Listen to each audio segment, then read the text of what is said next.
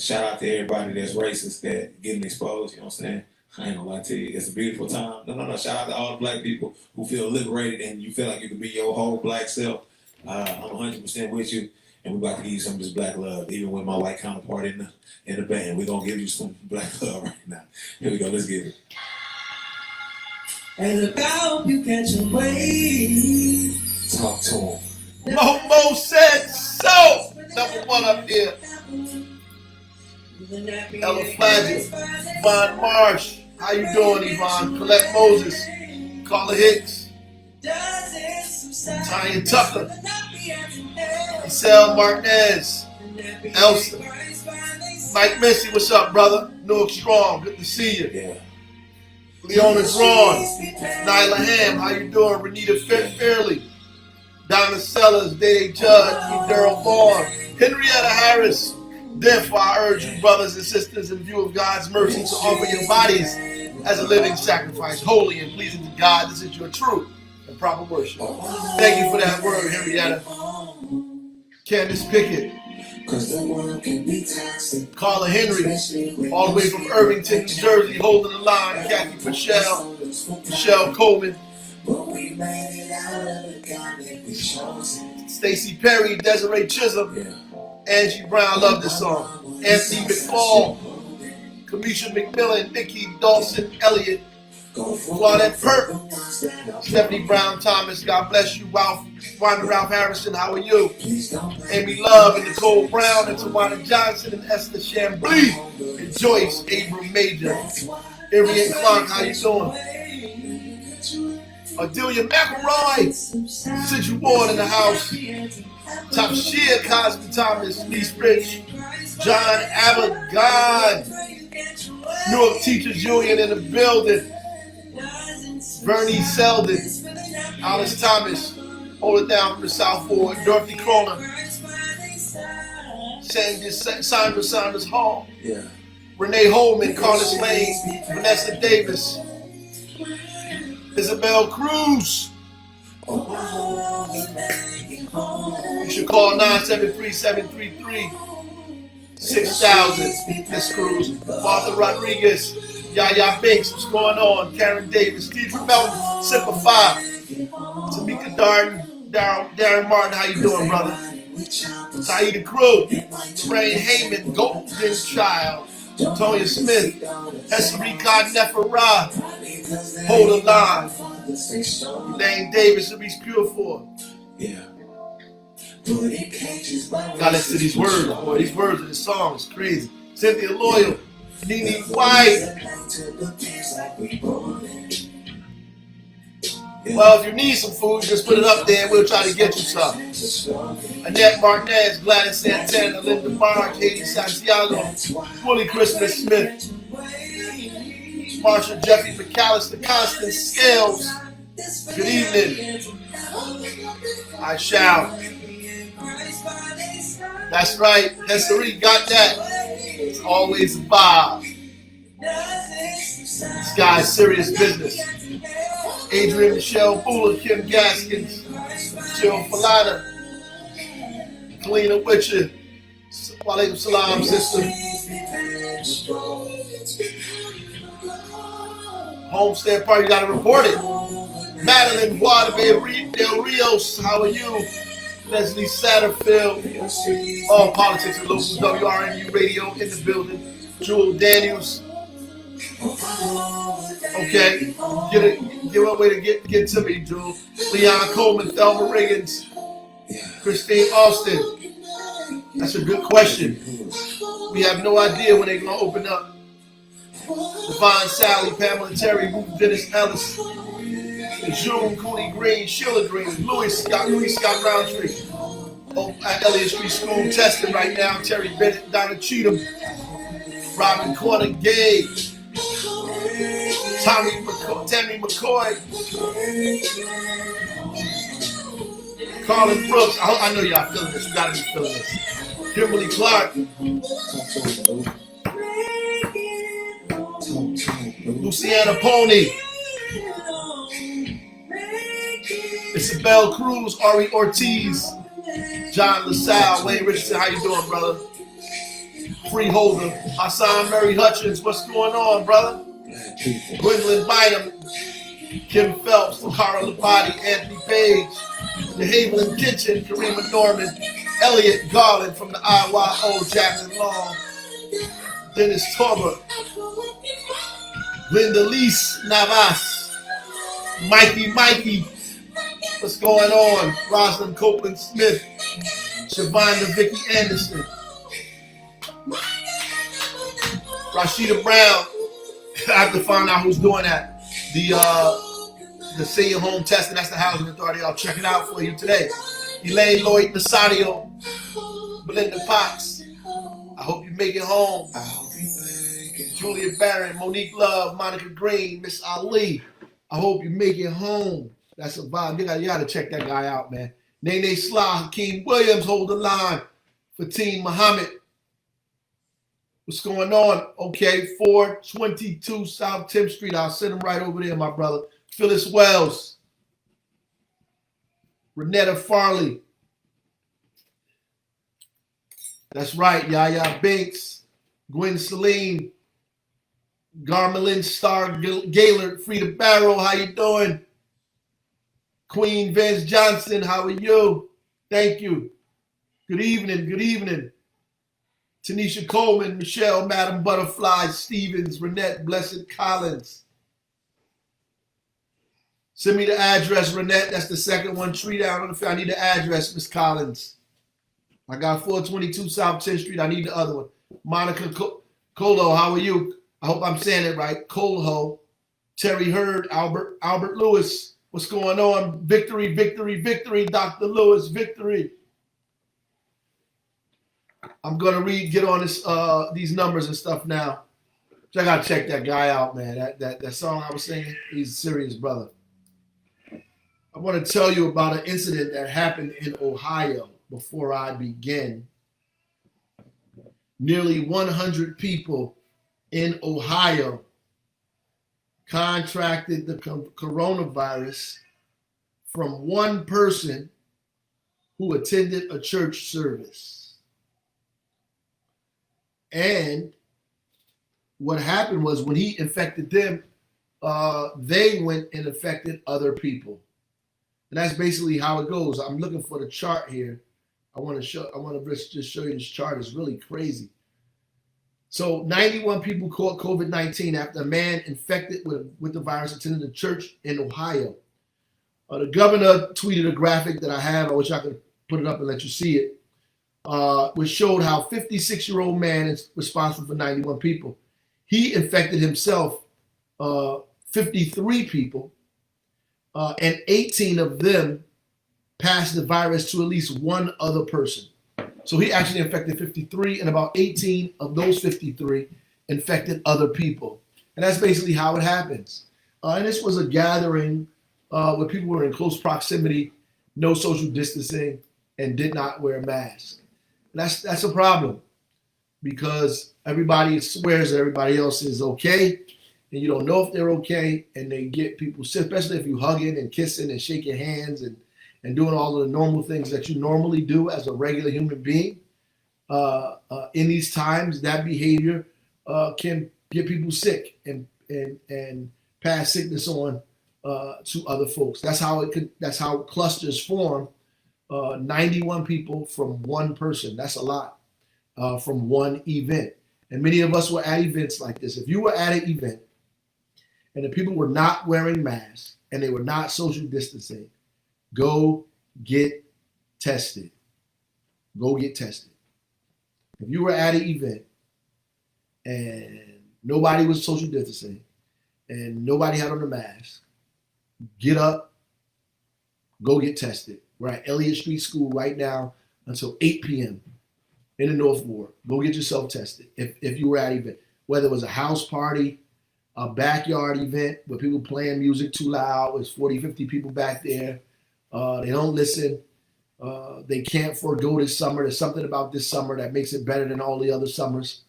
A party this summer is better than any other party any other summer. It just feels good to be at a party this summer, I suppose, and take a risk and getting yourself and everybody else sick. So loud music, people sharing utensils, food, glasses. It's a dangerous thing to be involved in. So we have to be careful, and you have to wear your mask. You must wear your mask and wash your hands and social distance. If people come around you without a mask, you should tell them to put on their mask. You have to tell them to put on their mask. I find myself doing that all day, every day. Today in Newark, we have 18 new cases since Friday. So over a 48-hour period, we have 18 new cases over 48-hour period, which brings the number to 456 since June 30th. 456 since June 30th. And no new deaths today. No new deaths since Friday. Over 48-hour period, no new deaths. So we still at a total of 28 since June 30th. So we had 28 deaths and 456 positive cases, 18 today. State of New Jersey has 185,031 positive cases, which is 970 more than Friday. So over a 48-hour period, about 970 cases. Wow. And a total of 14,025 deaths, which is about 18 more deaths over a 48-hour period. 18 more deaths over a 48-hour period. When we were doing a police discussion Friday, I told you that I would talk to you about how we are giving out these numbers. There's two ways to calculate the numbers. One way is to follow the tests, like to count how many tests you give, and you count them only once. So if you go get tested, we count you one time in that testing pool. Once you get tested positive, we don't count you ever again. Right. Or you can count people. And in Newark, we count people. So we count you every time you go get tested, we count you. There is no wrong way, according to health experts and scientists. Both ways are good. One actually traces the community infection rate, the community rate, which is what we're doing. The other tests the positivity rate, like the daily positivity rate in the area or the city or the state, right? They both look for different information, but they're both are good. If we counted just the test, our numbers would look very different than us counting the people. So if you're one of those people who got tested 6 or 7 times, we counted you every time, and you add to our numbers. So the state does it one way, and we do it another way. What I'm going to start doing on the Fridays, when I give you the zip code numbers, I'm going to give you both numbers. I'm going to give you the way we test, so you can look at how we're doing based, and we need to do that because that's how we started, and we need to measure that because we need to finish that way.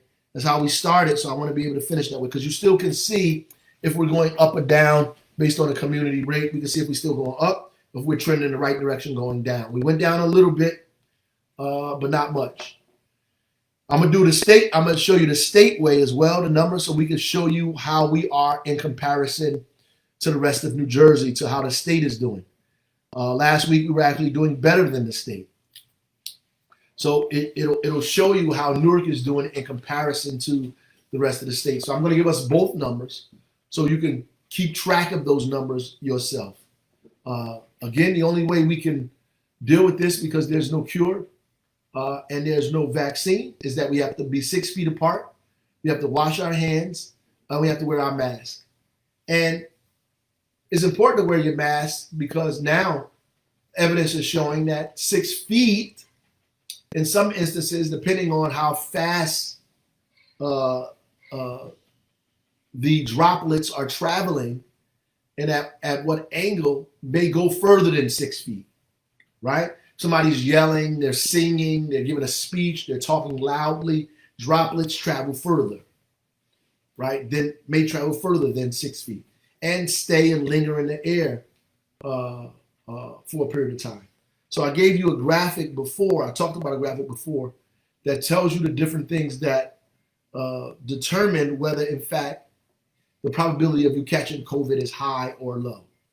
One of those things is obviously how fast the droplets are traveling in the air. If somebody's singing, if they're talking loudly, if they're yelling, that it determines.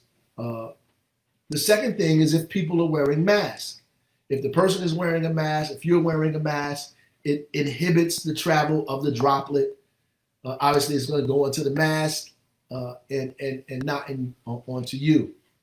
Third is the proximity that you are to the person that is talking, speaking, breathing. How far away you are to them.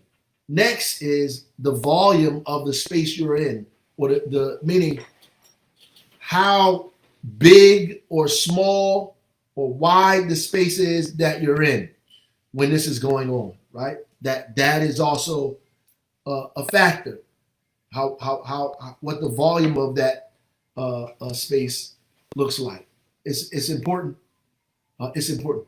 The last thing is the amount of time that you actually spend in the space in order to get a viral load that's infectious.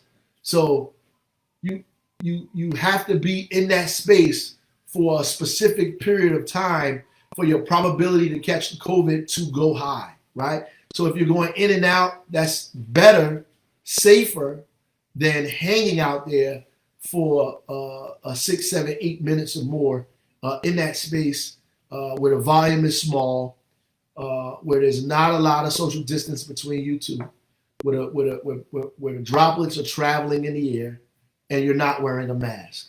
Those are the factors. We had this past Sunday. I want to thank everybody yesterday for chipping in, allowing us to do the sit still. Somebody, obviously, I got all the hate mail, the emails, the craziness, what's the purpose of this? We making numbers up, all kind of stuff. People just got really, really angry. The reality is, what it does, for the first part, it puts you back in a mindset that this is serious and we're beginning to go backwards, and you need to check yourself, right? Begin to check yourself and get back into the mindset of protecting your community, protecting your surroundings, protecting your family. That's number one.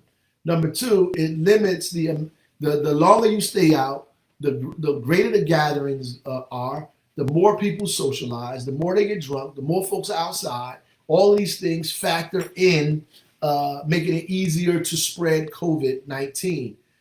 Shutting things down early kind of reduces the risk of large gatherings of people hanging out at spaces, right? And it's important to hopefully give you some emotional, psychological, and spiritual downtime as well, so you can focus on yourself and your family more than anything else. Pop-up testing in census locations. We are in the North Ward today at Elliott Street Elementary School, 721 Summer Avenue. We'll be there at 8 p.m. Remember, if you was out this weekend, because it's hot, and you were around people that weren't wearing masks and they weren't social distancing, you need to go get tested. We are at Elliott Street School until 8 p.m. today. Wednesday, the day after tomorrow, we'll be at Zion Hill Baptist Church in the parking lot on Osborne Terrace. Again, from 3:30 to 8, Zion Hill Baptist Church parking lot, Osborne Terrace and Hawthorne Avenue. Friday, we'll be at Oliver Street School in the East Ward, Oliver Street School, East Kinney and McWhorter. As of today, the census, we're at 46%. 46% counted. We'll continue to be out there, and we're going to be coming around in what's called the census train this Saturday. We're going to stop at the Reservoir Site Townhomes at about 3:15. That's on 14th Avenue and South Orange Avenue as well. Reservoir Townhomes. We're going to stop there, do some census, sign it up. Right after that, we're going to be at Grace West Manor, about 3:50 at Grace West Manor on Irvin Turner Boulevard. Then after that, we'll be at Villa Victoria on 7th Avenue, right down from Branch Brook Park. Villa Victoria, that is at 4:30. We'll be at Villa Victoria at 4:30. And you still can fill out the census on your own. You go to www.2020census.gov, www.2020census.gov, or by calling 844-330-2020, 844-330-2020. Also, this Saturday, August 15th, is the Central Ward Community Cleanup again. I'll be sharing with you where to pick up the supplies and the dumpsters tomorrow and the next day after that. Next Saturday, we'll be in the North Ward. August 22nd, we'll be in the North Ward doing our community cleanup again. This Wednesday is the second episode of Hold the Line. You should check us out. Some hard-hitting questions, 7 p.m. right on this Facebook and Instagram. Hard-hitting questions for me, 7 p.m. on this thing. And for all of you who just tuned in to us, our numbers for today, we have 18 more positive cases than we did Friday. So over a 48-hour period, approximately 9 a day, we had 18 cases. Over a 48-hour period, we have no new deaths. Over a 48-hour period, no new deaths since Friday, August 7th, which brings the number to 28 since June 30th. New Jersey has 185,031 positive cases, which is 970 over a 48-hour period, with 14,025 deaths, which is 18 more over a 48-hour period. 18 more over a 48-hour period. Shout out to you, Ardelia. Glad your results came in negative. Thank you. Thank you. Glad you think we should put it in every day. Okay. If you see some people promoting parties, Khalil, you should let us know. We'll go and try to shut them down as quickly as we can. Talk to the people about not doing that and making sure, in fact, people are safe. I got a couple of calls about house parties and all kind of. Look, if you want to have something in your backyard, it's okay. But you have to be mindful. You shouldn't have music blasting all hours of the night. You should do that. You should be conscious of that before COVID. COVID should not be the only reason you shouldn't be blasting the music at 11 o'clock at night, right? I was on 10th Street at my mother's house last evening, and they were playing the music very loud too. My mother was upset, right? So we had to ask them to turn the music down. But other than that, if you're having a gathering in your home, in your backyard, you should not have 50, 60, 70 people back there, particularly if they're not social distancing. If they're not social distancing and they are not wearing masks, you should not be doing that. It is dangerous for your household, and it's dangerous for the block. It's dangerous for the household, and it's dangerous for the block. Okay, that you shouldn't do that, and your neighbors are upset. And when people come, it's because your neighbors are calling them on you. The neighbors are calling them on you. That's why we need to call them, and they should, because they're really concerned about what's going on. Well, no, that's Misha. The what we have seen, Miss Henry, is that when we first started and we closed everything down, the place was empty. The streets were empty. People use these stores as outposts. So when the corner store is open, 15 people hanging in front of the corner store, right? When the restaurants are open, they gather in these restaurants. People are moving up and down, having these events. Usually, people get in the mindset of, that's how our numbers got low, because we shut everything down. So you understand that logic. In the beginning, we shut everything down, and our numbers reduced because we shut everything down. We went from 68% all the way to single-digit numbers because we shut everything down. We shut the stores down. We had a shelter in place. We did all of those things. And so people were in the mindset of protecting themselves. And so those people who didn't do that got worse. So the people who were disobeying that got worse anyway. And those of us who were a little afraid got less uninhibited, and we began to do more stuff. We began to hang out and go places and do different things. So the reversal of that puts people back in the mindset that we have to now, once again, take it serious about what's happening, right? And that helps us to begin to make sure the numbers stay where they are. We have to follow exactly what we know has in fact worked, right? We can't make up anything new. We have to follow what worked. We know it worked because we did what worked. And we have to continue to do what worked. We have to continue to do that work. Omar, you must be new to us. Omar Jackson says, what about the police not wearing their masks? And so I have to go over this every other time. And shout out to you, Henrietta, for your negative test. Congratulations. If the police not wearing a mask, tell them to put it on. They're workers, they're residents. Some of them, they have to wear their mask. You don't have to be nasty. You say, I was on the mayor's live and he said the police have to wear their masks. As a matter of fact, there is an order from the public safety director that the police officers have to wear their masks. So some police officers are human beings just like the rest of you, and some of them are just as hard-headed as you are and come up with excuses about not wearing a mask, but they must have them on. If you see them without them, you should tell them to wear a mask. Or if you don't want to approach them, you should look at them, get their name and information, and report them that you saw them somewhere without their mask on. So it's not a gotcha that you see police without their mask. What you should be doing as a member of our community is helping to make sure that they're doing what they're supposed to be doing the same way we would do for our neighbors in our community. Make sure that they, in fact, are following instructions that everybody is in fact following. In fact, we talked about that Friday on our call with the police about wearing their masks,